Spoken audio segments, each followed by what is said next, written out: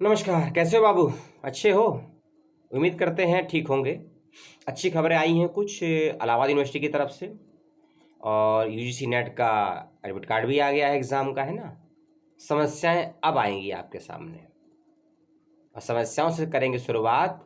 और ये है अच्छी बात कि बहुत से बच्चों का यूजीसी नेट का एग्ज़ाम की डेट और पीएचडी का इंटरव्यू एक ही दिन में पड़ गया दोनों का, और दोनों में से एक को छोड़ना पड़ेगा।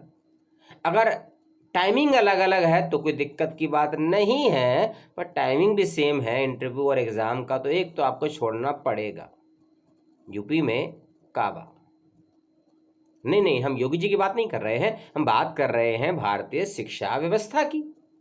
ऐसा भी नहीं है, हम तो भैया यूट्यूब पे काम करते हैं, आपकी तरह विद्यार्थी हैं, बकवास कर लेते हैं और आप बर्दाश्त कर लेते हैं।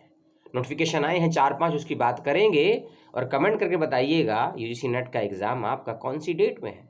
और ये वीडियो यूजीसी नेट के एग्ज़ाम को लेकर नहीं है, ये इलाहाबाद के पीएचडी के जो इंटरव्यू होने वाले हैं उसको लेकर है, ठीक है ना?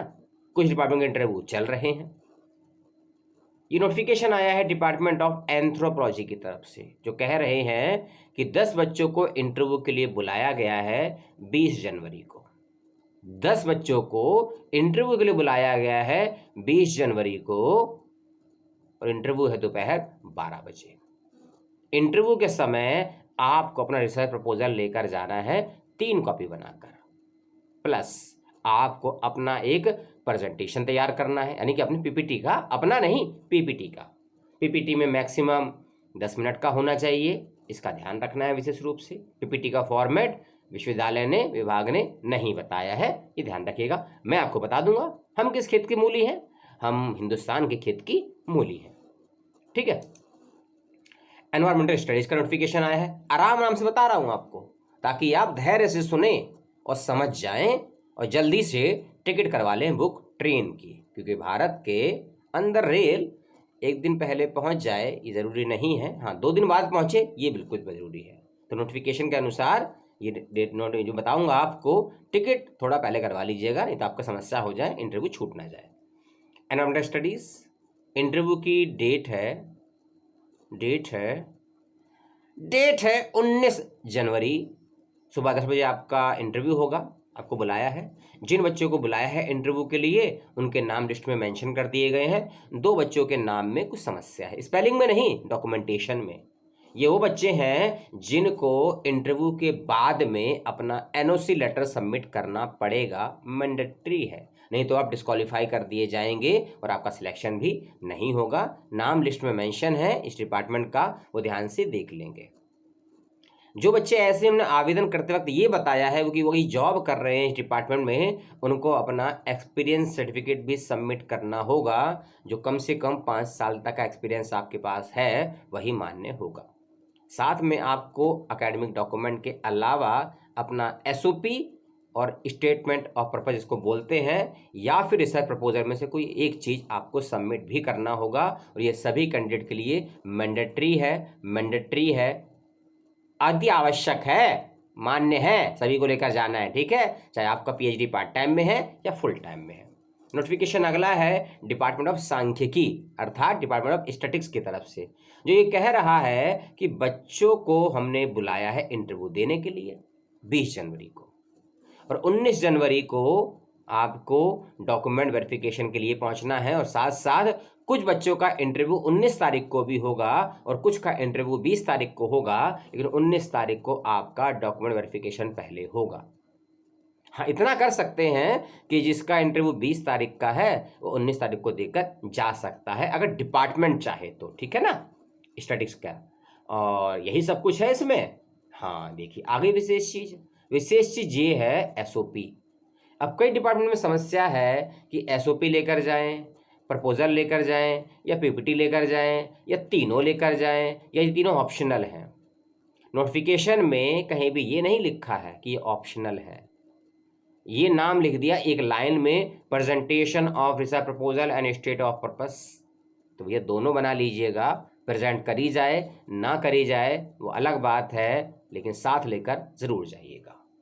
इसी डिपार्टमेंट ने एक फॉर्म अपलोड किया है स्टैटिस्टिक्स डिपार्टमेंट ने उस फॉर्म को आपको डाउनलोड कर लेना है, और ये भी मैंडेटरी है, अति आवश्यक है, सभी के लिए अनिवार्य है। इस फॉर्म का प्रिंट आउट निकाल के इसको फिलअप कर लीजिएगा। अगड़न जबड़न चीज़ें हैं इसमें, अपना नाम, application number, father name, mother name, date of birth, category, gender, nationality, आ गई मुश्किल चीज़ ABC ID। Academic bank credit की जो आईडी होती है, अगर आपने नहीं बनाई है अपार आईडी, उसको बना लीजिए, 5-7 मिनट में बन जाती है। उसका एक नंबर मिलेगा आपको 12-13 डिजिट का, उसको फिलअप करना है आपको। ये ऑप्शनल नहीं है, मैंडेटरी है ये नंबर सबको देना ABCD ID का। डिपार्टमेंट ऑफ स्टैटिस्टिक्स में इंटरव्यू से पहले इस फॉर्म में इसको भरकर सबमिट करना होगा आप सभी को, चाहे आपका पार्ट टाइम PhD है या फुल टाइम है। इस एप्लीकेशन फॉर्म के साथ साथ अपने एकेडमिक डॉक्यूमेंट को अटैच कर दीजिएगा।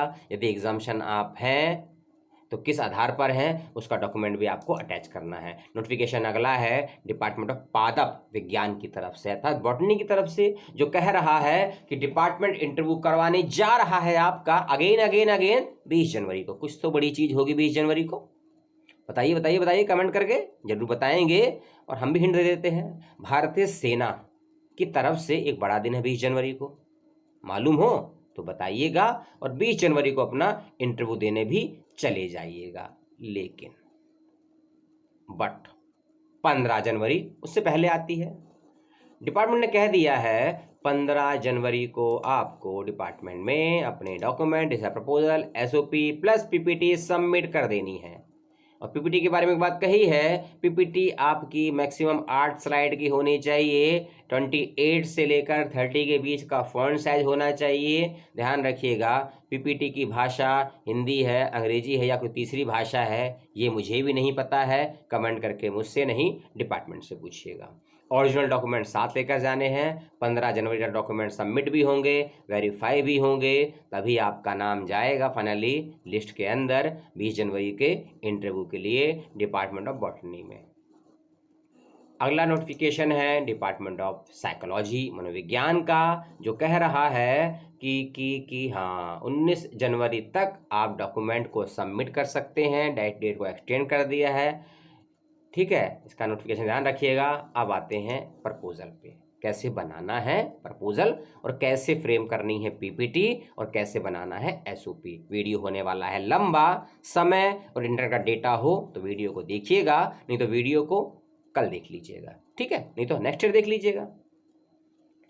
देखिए, प्रपोजल का एक फॉर्मेट दिया है, होता नॉर्मली होता आप सभी जानते हैं, इंट्रोडक्शन होता है, हाइपोथेसिस होती हैं, ऑब्जेक्टिव होते हैं, रिसर्च के क्वेश्चंस होते हैं, बिब्लियोग्राफी होती है, चैप्टराइजेशन होती है, सब होता है ना।